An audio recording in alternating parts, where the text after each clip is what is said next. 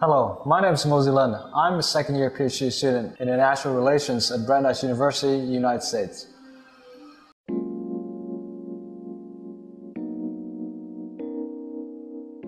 First of all, thank you for joining us today. We will start off easy with some random questions to get to know more about you. Do you like to go to school by bus or by bike? Bus. Are you a cat person or a dog person? Probably cat. Blue or pink? Pink. Call someone or text someone? Call. What's the meaning behind your name? My father was in New Zealand when I was born. If you could have any power in your life, what would it be? I like to read people's minds. Favorite subject in high school? History. How about favorite subject in university? Still history. How would you describe yourself in 3 words? Tough, calculative, and passionate. What do you like most about Saigon? Oh, I love the energy of this place, really amazing. So have you tried any food? What's your favorite? Hủ. Who inspire you in your life? Actually, I don't have any particular idol, but I admire all the men and women who are willing to sacrifice for what they truly believe in, so who prioritize their values above all else. So if you could choose one song to play over and over again, what would it be? Photograph, Ed Sheeran. If you could go back to the past and change one historical event, what would you choose and why?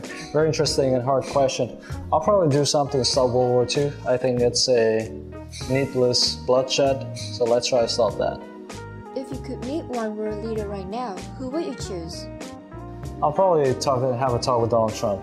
What on the news today that captured your attention? Well, 2 things. Number one, I think the White House just released the joint statement after Prime Minister Winston Fook's visit to Washington, so that's big for me personally. And second thing, I believe President Donald Trump just decided that the United States will pull out of the Paris climate change accords. That's also very big. Speaking of Donald Trump pulling out something international, do you think the world nowadays is all connected or separated? The world is, compared to before, decades before, I think it's more connected, but the trend doesn't look so good. What are the 3 current global issues that worry you the most? Well, number one is climate change, because we're all going to die if there's a major tsunami, right? Number 2 is rise of nationalism. I think that's very dangerous. It creates a more fractured, a more disconnected world. And number 3 actually is the rise of innovation. I think technologies have an immense capacity to disrupt lives, and that's also something that we'll have to face in the near future. What do you think the world needs more?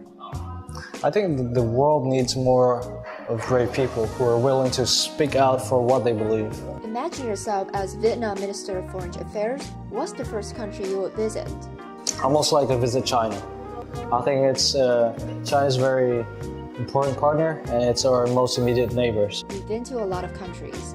What do you think foreign students need to learn from Vietnamese students? So personally, I do think that foreign students lack the discipline that many Vietnamese students have. And as I've always told people, I have a love-hate relationship with the Vietnamese educational system, but for one, I'm very grateful for this educational system for having instilled in me this strong sense of discipline that helps me immensely when I go abroad. What do you think Vietnamese students need to learn from others? They need to learn to be more confident and more willing to just challenge the conventional wisdom. Tell us more about the organization that you've been developing in Vietnam.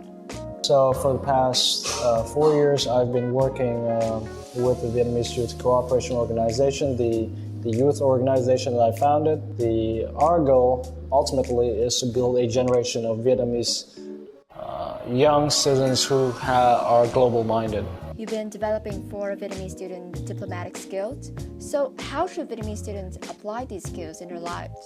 Number one, I think they need to be more active in engaging in debates and learn how to debate in an effective way, respectful and effective way. What personal experience drives you to believe that Vietnamese students lack those skills? So number one, when I go to various conferences or holding seminars, I see that Vietnamese students are still somewhat reluctant to speak out for what they believe. Sometimes they have questions, but for some reason, they're not willing to speak up, not willing to challenge the authority figure. I think that does more harm than good.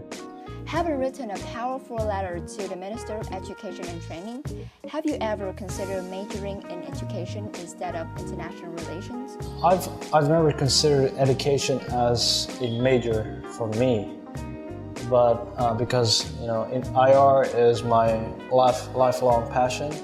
It's just something that gets me up every day and work really hard.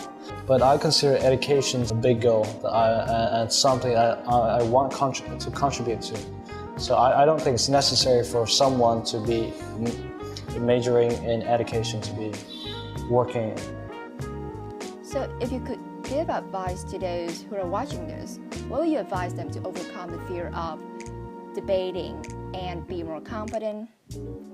There's no substitute for questioning, really, and I hope that they all soon realize that asking is the way to go. If you don't ask, it would be impossible to engage in a dialogue. You might not have to always put forward a full argument, but you have to ask a question for the other people to engage in a dialogue and discussion with you, so that at the end of the day, you understand better and you help others also to refine their ideas. That's how we both learn actively.